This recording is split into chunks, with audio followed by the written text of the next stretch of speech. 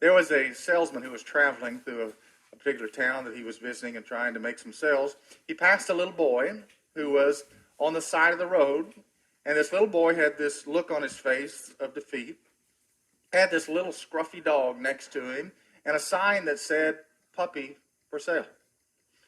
And the salesman said, stopped and went over to the boy because the salesman was a salesman. This boy was trying to make a sale.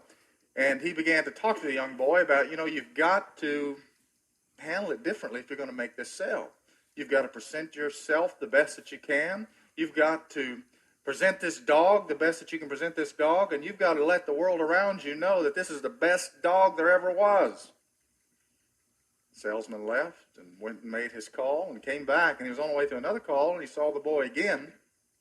Didn't have time to stop, but he noticed that the boy was now in his best clothes with a bow tie on, had the dog as washed and neat looking as it could with a ribbon around its neck, and had a brand new sign that said, "Dog for sale, $10,000.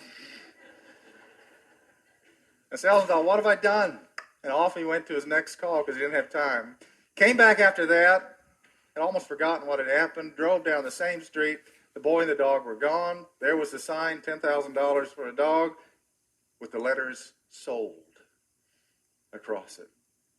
And he had to stop and find out. So he stopped, went, knocked on the door, asked if he could talk to the boy, and the boy came to the door with a big smile, and he said, "Did you really sell that dog for $10,000?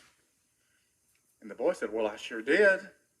"How did you do?" Well, the boy said, "Well, I didn't actually sell it. I traded it for two $5,000 hamsters."